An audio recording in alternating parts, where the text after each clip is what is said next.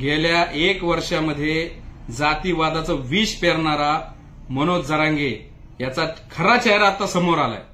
याचा सख्खा मेव्हणा विलास हरिभाऊ खेडकर आणि याची सगळी टोळी इतर 9 जण यांच्यावर महाराष्ट्र पोलिसांनी बीड, जालना आणि परभणी या 3 जिल्ह्यामधून तडीपारीची कारवाई केलेली आहे।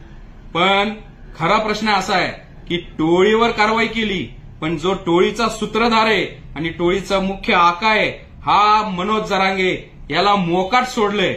आणि याला मोकाट सोडल्यामुळं आज हा महाराष्ट्राच्या गृहमंत्र्याला ललकारतोय, महाराष्ट्राच्या पोलीस प्रशासनाला ललकारतोय।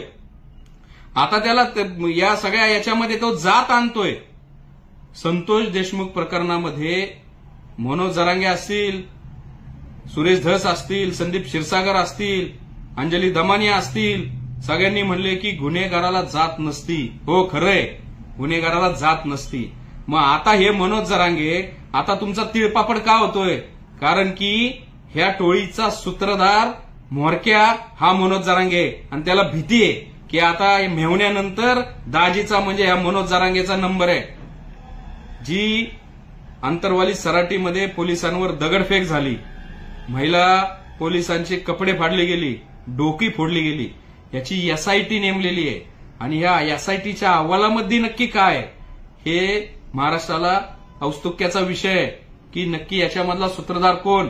आणि याच्यामधला सूत्रधार एकच असणार, हा मनोज जरांगे, ज्यांनी याचे मेव्हणे आणि ही बाकीची आजूबाजूची पिलावळ यांना घेऊन याच्या आंदोलनामधनं याला जो मोठेपणा दिला गेला, त्याला जो रेड कार्पेट अंतरलं गेलं आणि याची एक कृत्रिम हवा निर्माण केली आणि त्या याच्यातनं त्यांनी वाळू माफिया तयार केलेत।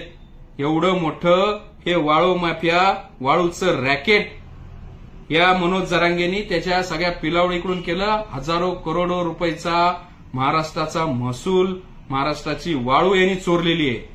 आणि हे सगळे पैसे या मनोज जरांगेंच्या आजूबाजूच्या पिलावळीला गब्बर करण्यासाठी वापरले गेलेत। या आंदोलनामध्ये मग आमदारांची घरं जाळायची असतील, एसट्या फोडायच्या असतील, हे या आंदोलनामध्ये वापरले गेलेत। याची चौकशी झाली पाहिजे।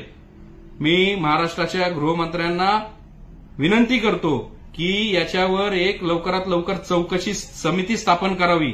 हे सगळे आता तडीपार केलेले हे परत ताब्यात घ्यावेत, यांची चौकशी करावी। या मनोज जरांगेचा मोबाईलचा डाटा चेक करावा, नक्कीच यांचे लागेबांधे सापडतील। आणि ही मनोज जरांगे टोळी आणि ह्या टोळीचा हा सूत्रधार ह्याला पण लवकर अटक केला पाहिजे।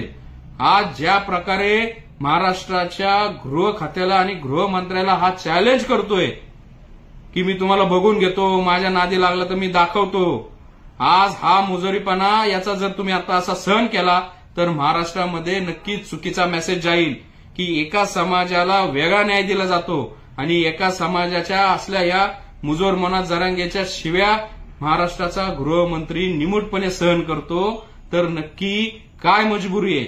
त्यामुळं लवकरात लवकर या मनोज जरांगेच्या हातात बेड्या घालून याची धिंड काढावी आणि हे सगळी चौकशी करावी अशी मी मागणी करतो। आणि मी सुरेश धस, अंजली दमानिया यांना विनंती करतो की आता ह्या सगळ्या वाळू माफियांचा आका कोण याच्यासाठी तुम्ही आता सभा घ्या, याच्यासाठी पाठपुरावा करा।